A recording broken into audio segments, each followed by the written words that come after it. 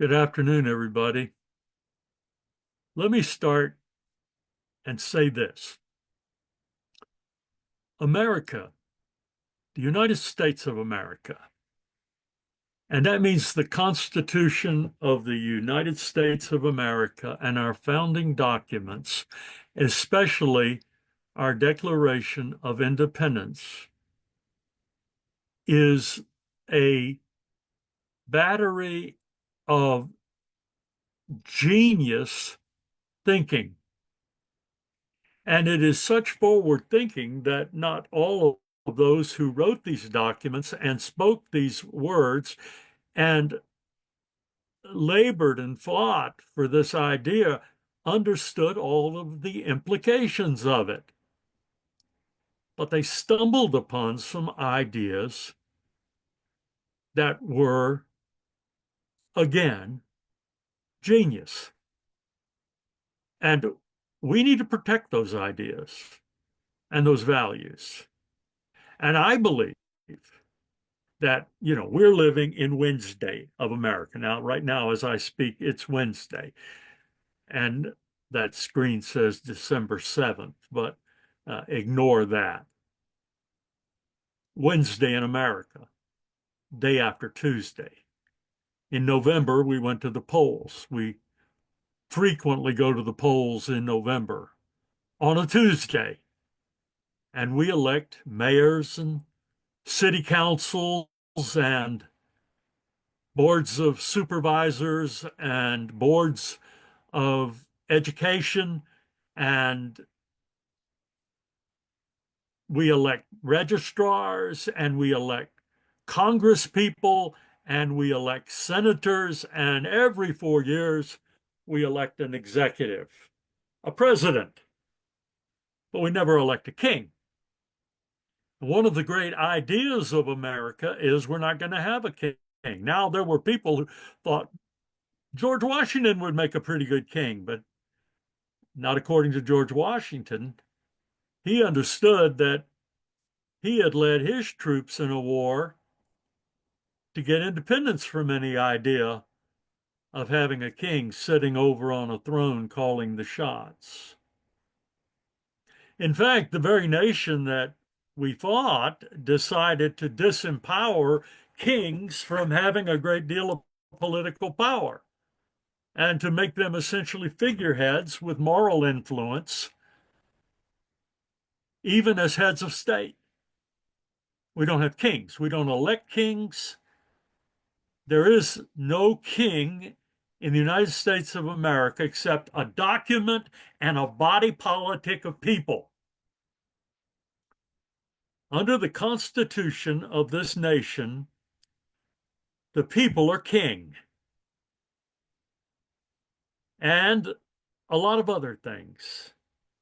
And we have three equal branches that must operate with autonomy from each other in order for this thing called America to work. Doesn't work otherwise. Now, I wrote something that I'd like to read. Now, I wrote it about 20 years ago. And it says fly with both wings. And I want to preface it and update it. And some of it may not apply anymore. But I'm going to read it the way I wrote it. I may stop and comment if there's something different. But let me say this. I started a Facebook group, a LinkedIn group, a web page, a blog called Wednesday in America. And the reason I set it up, and now there's a YouTube channel and a podcast coming, and I apologize to anybody that I've promised that this should already be launched, but I'm really trying to do it the right way. I know it's urgent, but it also needs to be sustainable. Americans need to talk to each other. We need to work things out practically. Yes, on many issues, I tend to lean leftward. But on other issues, I lean to the right. And I get confused about the terms conservative, progressive, liberal, because it's Well, whose mouth is it coming out of and whose brain is it going into? So I'm a little cautious about that. But I think that Americans are united in one thing, and that is we want this thing called America to work. And we want everybody's voice at the table being heard. They say if you don't have a seat at the table, you're probably on the menu.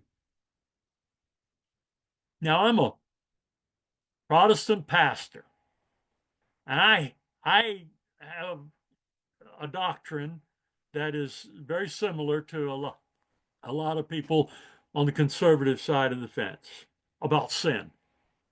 I have what I would consider a healthy and rigorous concept of sin. And what sin teaching tells me is I can't trust myself any further than I can throw myself. Given the right circumstances or the wrong circumstances, I could do the wrong thing without checks and balances around me and in my life. And the people around me could and may and have done the wrong thing. And we are human, we're flawed. We have unhealthy motivations sometimes. We need our checks and balances. We need to be challenged. Our thinking, our perceptions get skewed. We build our ideas on old notions that we've ceased to question just because we've said them enough times or we've heard them enough times. So in my spiritual life, I need grace. In my corporate life, I need barriers. I need checks and balances. In my political life, I need those things. But I also cannot keep my own voice silent. I don't have that option as a citizen if I'm going to take my citizenship seriously. I cannot be bound to one party or one ideology. And I can't assume that because I support this, I support that. That's somebody's arbitrary connection. And it may not be logical. And it may not be realistic. But I do believe that what the body politic is about is everybody's voice being heard and heard clearly, and people learning to voice their views effectively. I will, and I fear that a number of my conservative friends who have a perspective that needs to be heard have no voice in these days because their voice has been co-opted by something that's really not, in my view, conservative. But, you're entitled to a different view on that. I'm fine with that. We have to have mutual respect, but dignity, that also comes out of my faith tradition, but it can come from anywhere from you. That we are created in a divine image as a reflection of that glory, as a reflection of God's creative power. But again, you don't have to accept that in order to come to the table and talk about these things. If only one voice is heard, we will make some very bad decisions and we will stomp on the rights of people that we may not intend in the beginning to stomp on. And everyone has human rights. So that's what I call this. I'm going to start reading now. I fly with both wings. I posted it 2007. I think I wrote it before that. As I've been listening to partisan debates, distortions, and distractions lately, yeah, I guess they were going on then too, it seemed appropriate to review.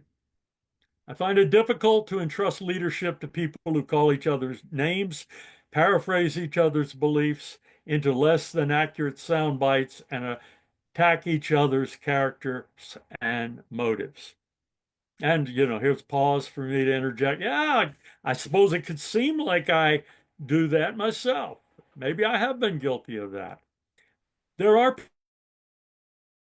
I believe, character issues at work in the world, but I need to behave decently just like you do and respect the humanity in the other person. Okay. I'd rather trust a person of reason and goodwill with whom I disagree than someone who's not courteous or balanced enough to listen to his or her adversaries. Okay, there I am. I fit in there.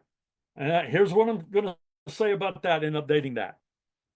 Um, I think that it's time to be a little more vigorous in my own personal criticism and challenging, but at the same time, I don't want to abandon reason, goodwill, courtesy, love for the other person. Okay, reading again. We're in a troubling political climate and entering what may be a nasty campaign season. We'll have to dig hard to get accurate information for decision making, but we must do so in politics and in life. We cannot depend on commentators or candidates to feed it to us. We must listen to all sides. Let me just say the last truly, well, I don't even want to say that because I think that that election, you had a couple of decent people who tried to stick to the issues, but we've had a lot of time since the very decent debates between Ford and Carter when people, since we've had, I think, fair debate. Okay. We must do the same in business decisions and in all strategies. Now, I've often said what I'm about to read, and I understand that people are, I do know the difference between red and blue now, although I've had to work at it.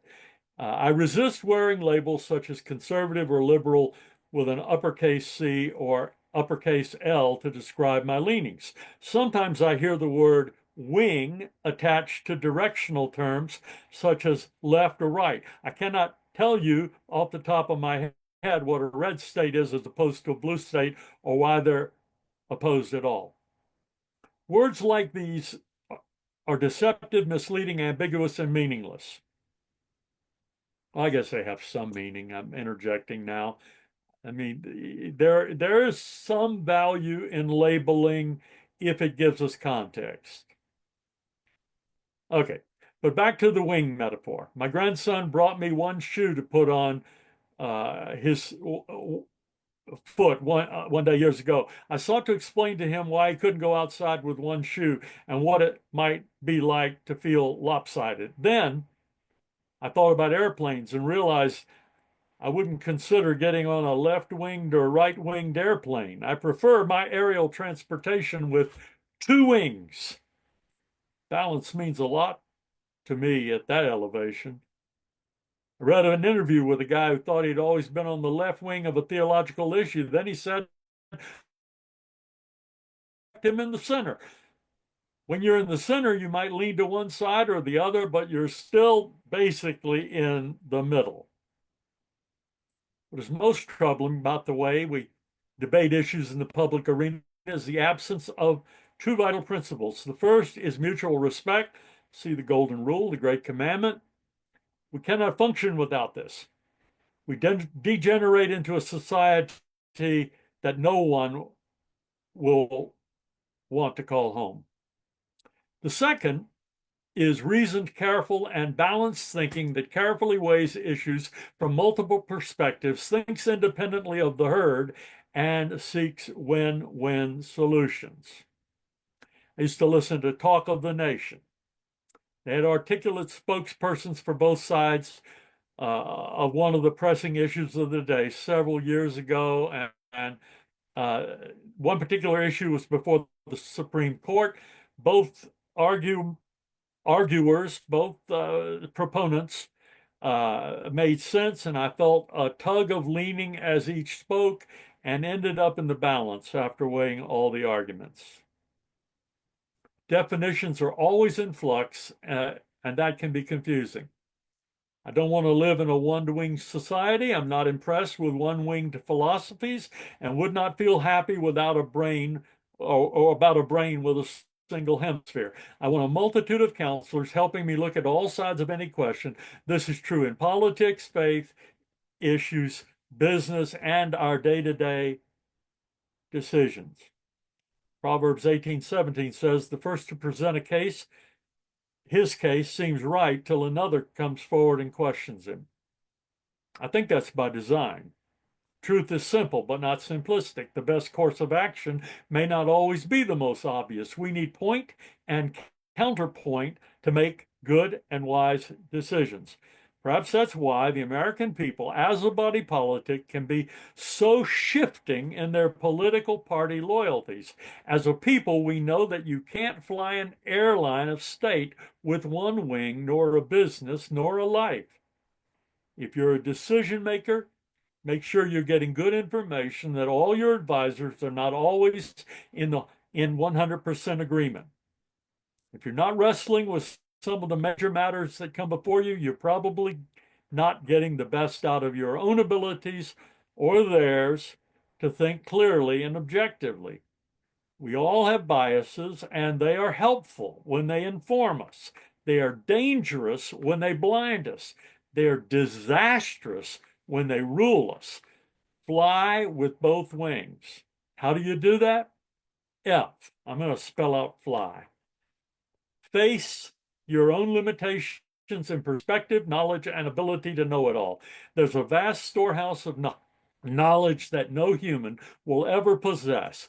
The only all-wise and all-knowing one is God, and he has distributed bits of his knowledge widely among diverse peoples. L. Listen carefully to what others are saying. Respect those with whom you disagree and who disagree with you. Consider that people who are wrong about one thing may have insight into something else. Never throw out babies with the bathwash or dismiss the value of people because of your prejudices. And why? And I'm not going Taoist on you, but yin yang it. Sometimes I pick up some insights from other philosophies. The truth of a given situation may dwell in the tension between paradoxical opposites, and failure to look for it there will deprive you of the truth you seek to make a good decision. I wanted to read that to you. Turns out I still agree with myself. I often disagree with myself, but in this case, I seem to be in some sort of agreement. I want to see this country make it. Yeah, I want to see waste eliminated. I've always wanted to see waste eliminated. Every president has talked about getting rid of waste. Some have succeeded, some have not. I don't know. If this administration can get rid of legitimate waste without destroying things, which I have question about, great. I will applaud anything that I think is good that anybody does. And I will criticize anything that I feel critical about. And I will hear what others say. I see a lot of stuff I don't like. And I don't like it as a matter of principle. It's not because I just don't like it. There are core principles, and the principles are like building blocks. You build them on top of each other. And the way mine got built, or maybe not the way yours got built.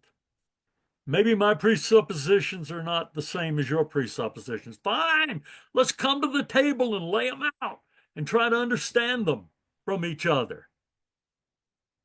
It's Wednesday in America, and we are back in charge. We, the people of the United States, in order to form a more perfect union, establish justice, secure domestic tranquility, provide for the common defense. I might have missed the phrase, but those weren't wrong. Do ordain and establish this Constitution for the United States of America, and nowhere in that Constitution and any of our delegatory powers Do we say to anyone, do anything you want? Or are we ever given permission to sit back and let the country run itself? And that's Walter Cronkite would say that's the way it is, but it probably not. That's the way I see it. And so I invite you to the table, whatever table you choose, in your communities, in your neighborhoods, where you live, and on the national level. Do not feel powerless. Do not be voiceless. You are the people, right, left, and center. You are the people. And never forget it. All the best to you. I'm glad to be here in the same country with you. Take care.